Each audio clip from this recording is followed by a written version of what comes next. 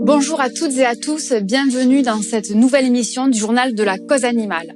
Pour ce premier numéro, nous allons parler d'un sujet sympathique, ce sont les avancées. On va se poser une question simple, dans 5 ans, quelles seront les avancées que nous allons obtenir en tant que mouvement? Alors sur ce plateau, aujourd'hui j'accueille Lamia Essemlali de Sea Shepherd. Salut. Muriel Arnal de One Voice, bienvenue. Amadeus qui porte de nombreuses initiatives pour porter le mouvement et Sébastien Arsac de L214. Salut Amandine. Muriel, je me tourne vers toi. Est-ce que tu peux nous citer 3 avancées qu'on va obtenir dans 5 ans? Malheureusement, je ne vois pas quelles avancées il y aura dans 5 ans. Donc c'est vrai que je n'ai peut-être Sur pas tout à aucun fait sujet? loin. Je pense que de plus en plus de gens vont évoluer, vont fuir les spectacles avec animaux, vont fuir tout ce qui est la consommation d'animaux. Maintenant, la France est extrêmement en retard. Dans 5 ans, elle n'aura pas rattrapé le retard qu'elle a par rapport aux autres pays. Et je crains que dans 5 ans, en France, les animaux soient toujours des biens meubles. Et puis, de manière générale, si on veut savoir où on est dans 5 ans, il faudrait voir des pays à côté desquels on est en retard depuis 5 ans. Or, on est en retard de 20 ans des autres pays. Alors, justement, c'est intéressant, puisque là, tu as parlé de potentielles avancées législatives que, selon toi, on est loin d'avoir, mais aussi, finalement, de la bataille des idées, d'un point de vue de bataille culturelle, puisque tu parles d'une prise de conscience qui pour toi, est en cours. Je pense qu'on est tout le monde d'accord là-dessus. Alors, justement, si on parle d'avancées, on peut aussi élargir le sujet avec peut-être des prises de conscience fortes sur des sujets importants. Amadeus, qu'est-ce que t'en penses? C'est clair qu'il y a 15 ans, c'était pas du tout pareil au niveau de la bataille culturelle, on va dire. C'est-à-dire qu'il y a 15 ans, les gens ils vous disaient les animaux c'est des êtres d'instinct. Maintenant, il n'y a plus personne qui dit ça. On dit c'est des êtres sensibles. Et ce basculement d'être d'instinct à d'être sensible, on l'a pas vu. Ça bouge comme ça dans les esprits.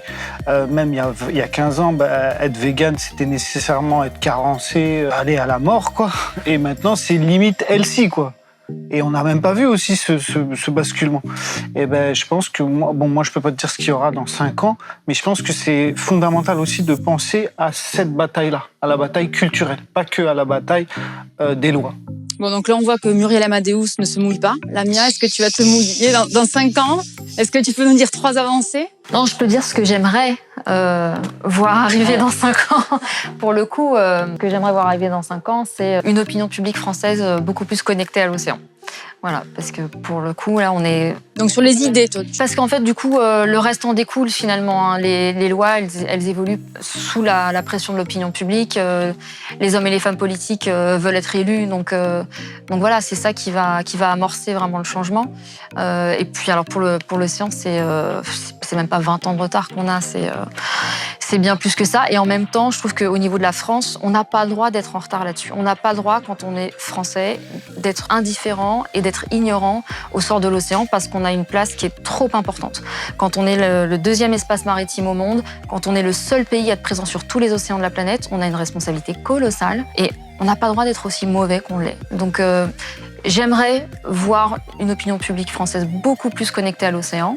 Parce que finalement, c'est ça qui va faire évoluer les lois et qui va faire qu'on aura vraiment des espèces marines protégées en France. Parce qu'aujourd'hui, on n'en a pas.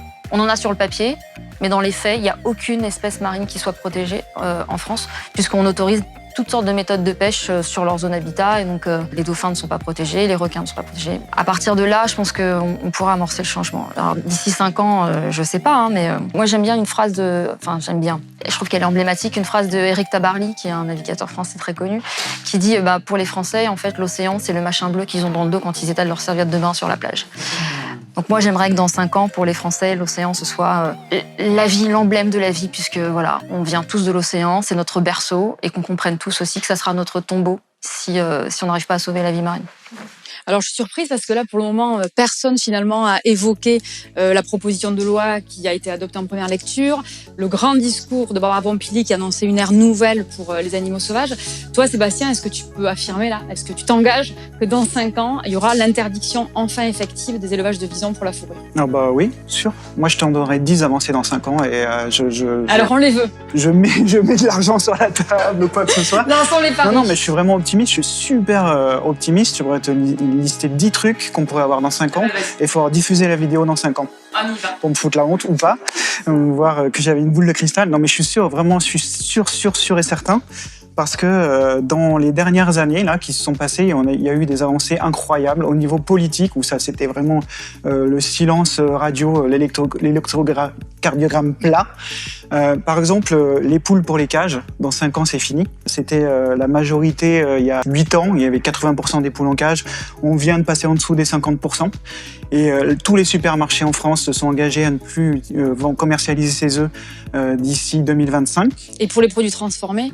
Pour les produits transformés, la restauration collective et tout ça. Donc pour moi, dans 5 ans, il n'y a plus de cage pour les poules pondeuses en France. Énorme. C'est déjà une bonne nouvelle. Le broyage des poussins, dans 5 ans, ça sera fini.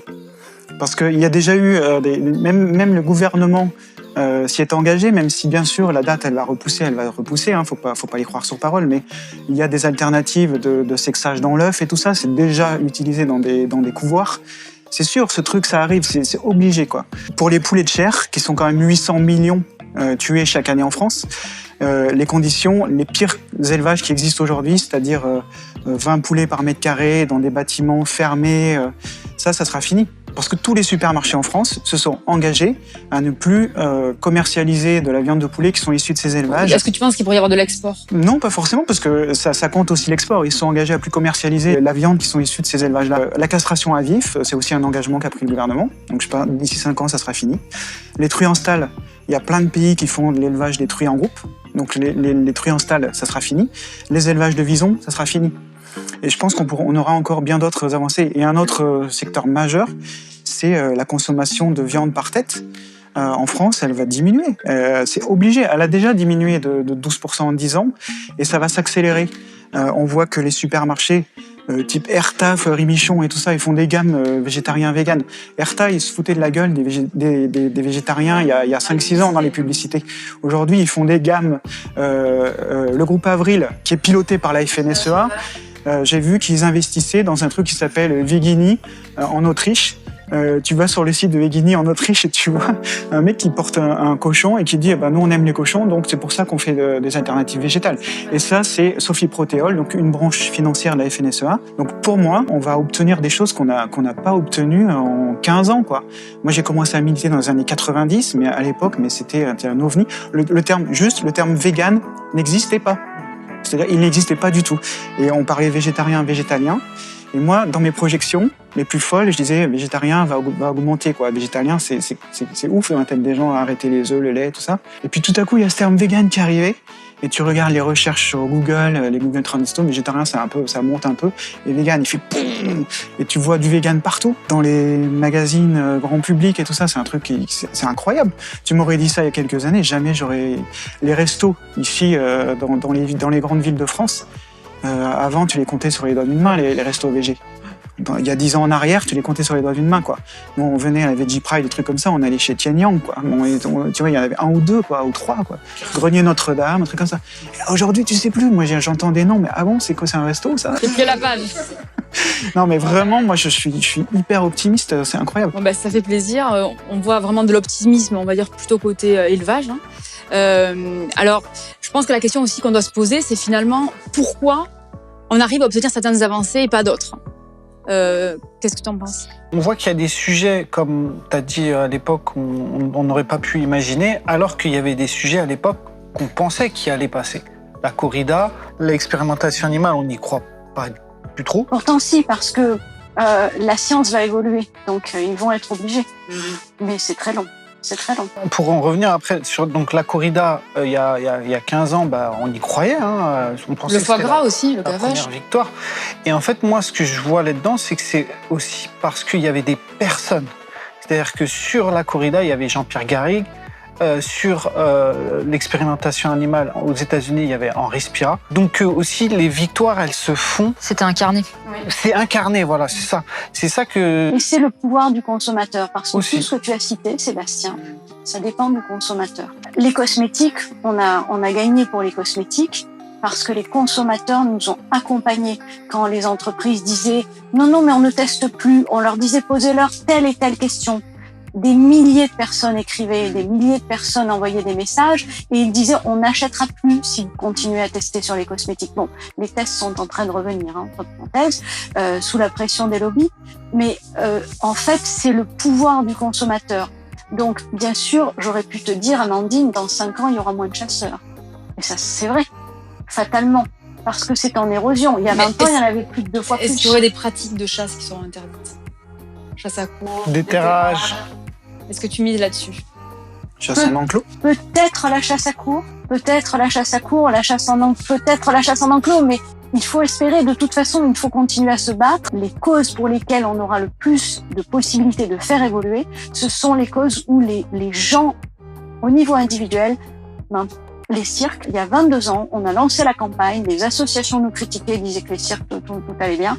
Aujourd'hui, les 2/3 des cirques qui avaient des animaux il y a 20 ans n'en ont plus.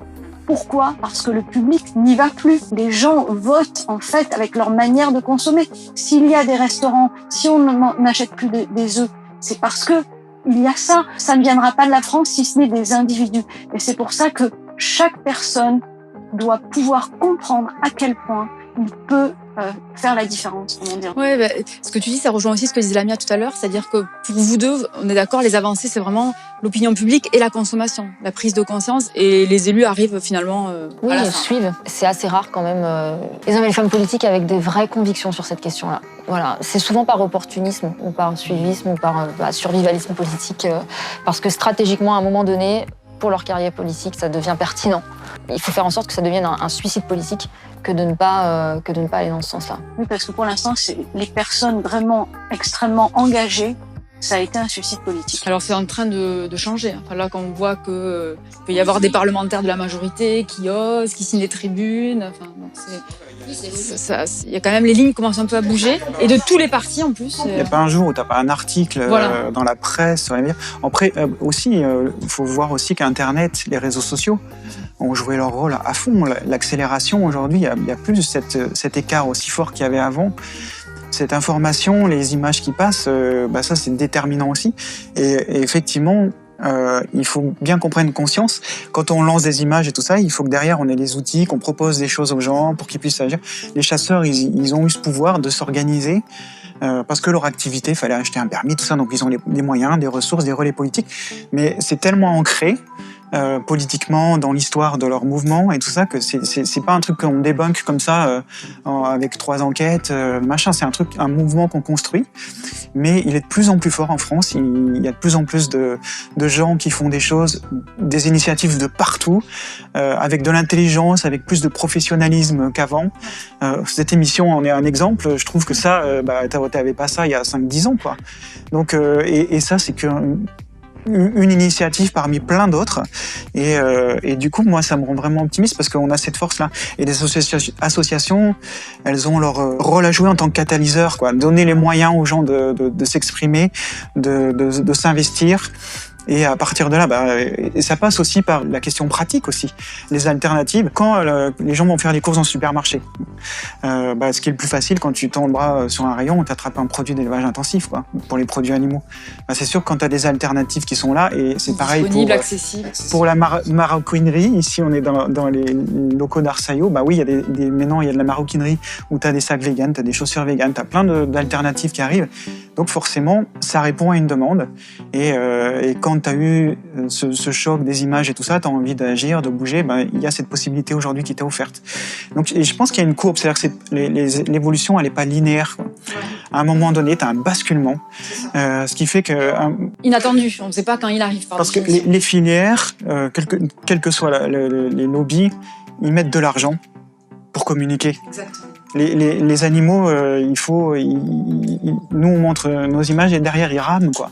Ils sont obligés d'investir des millions, de faire jouer leur appui politique. C'est un truc qui est à l'infini pour eux en termes de ressources, pour contrer la puissance du mouvement aujourd'hui.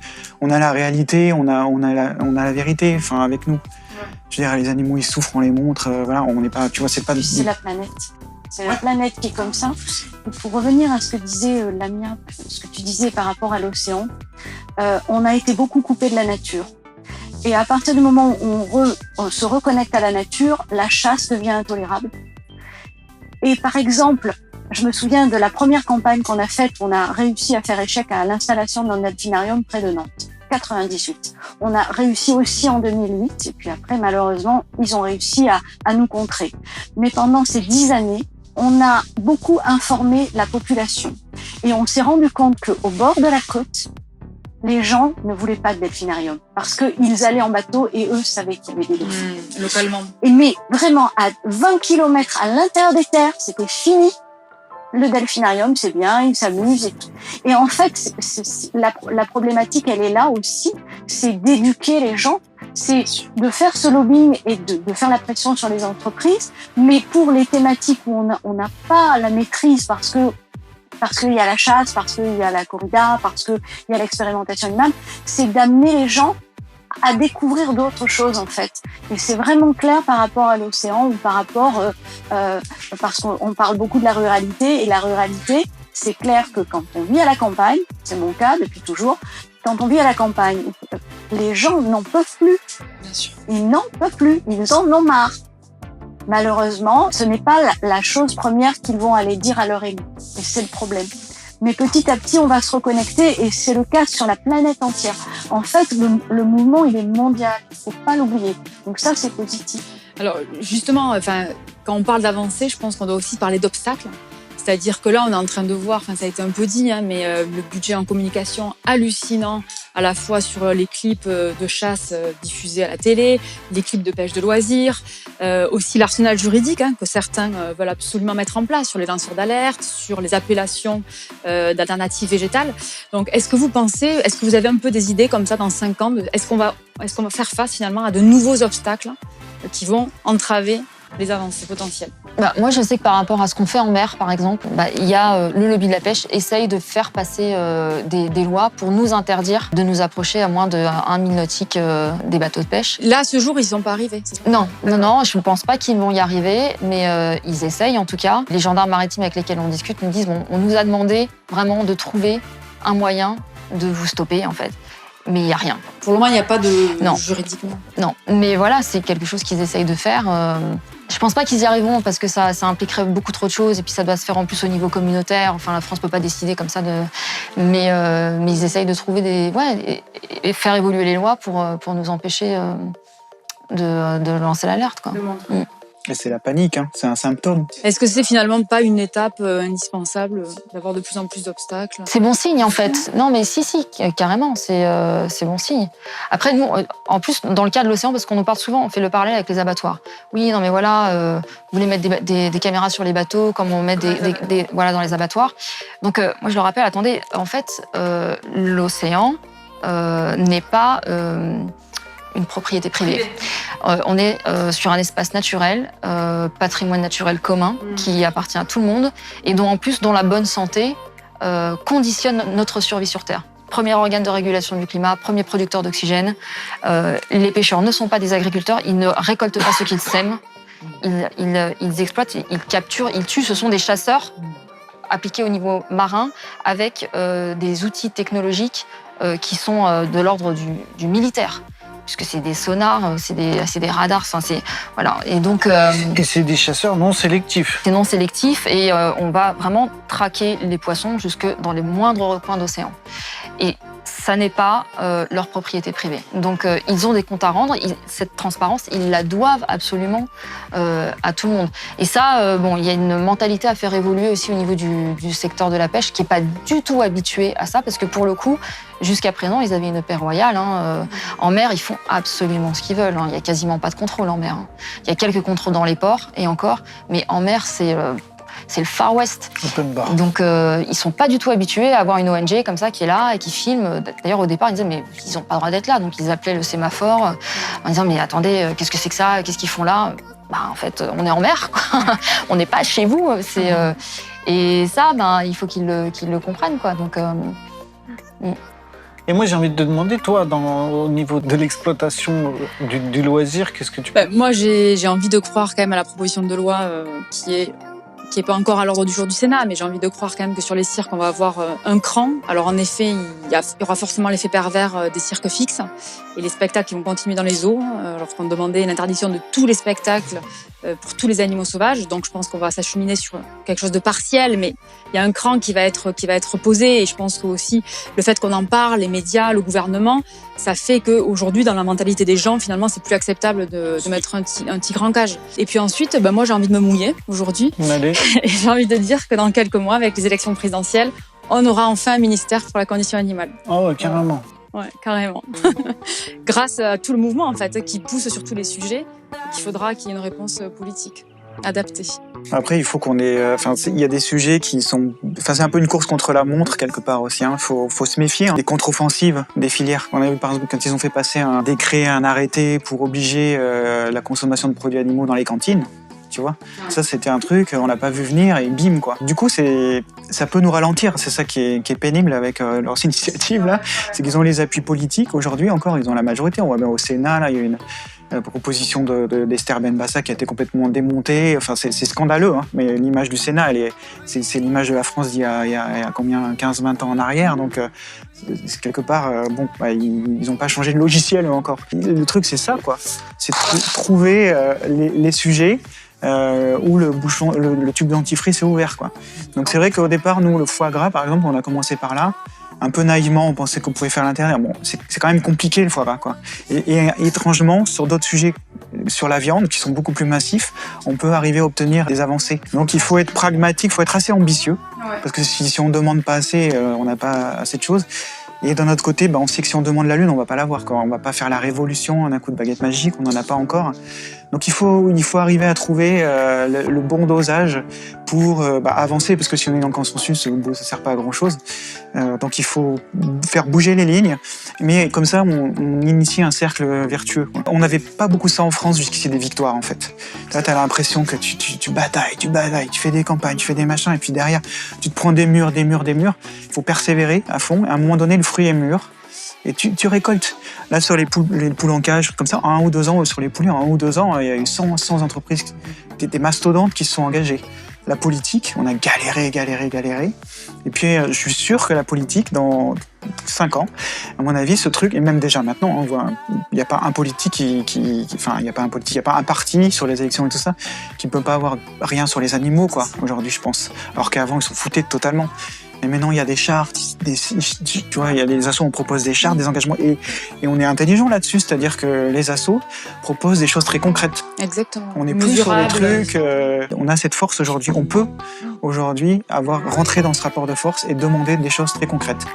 Et faut qu'on continue sur cette lancée, et on peut compter sur l'appui des gens, des citoyens, des consommateurs là-dessus. Bien sûr, ils essayent de ce qu'on disait tout à l'heure dans le supermarché, de pas voir des choses comme ça, mais une fois que les choses sont devant leurs yeux, personne n'est pour la maltraitance des animaux aujourd'hui. C'est pas possible, quoi. Moi, pour compléter avec ce qui était dit, c'est vrai que les citoyens ont un poids. Notre billet de banque, c'est un bulletin de vote. Et en fonction de comment on consomme, on peut changer les choses. Mais je pense qu'il y a aussi beaucoup de choses qu'on ne peut pas savoir parce que déjà, on ne sait pas ce qui marche et ce qui ne marche pas. Donc il faut faire et on verra et on récoltera. Et il y a aussi, comme on l'a dit, c'est incarné. On ne peut pas savoir, ça se trouve dans 2 ans, on va avoir un autre Hugo Clément ou quelqu'un d'autre et qui va faire que les choses vont pousser.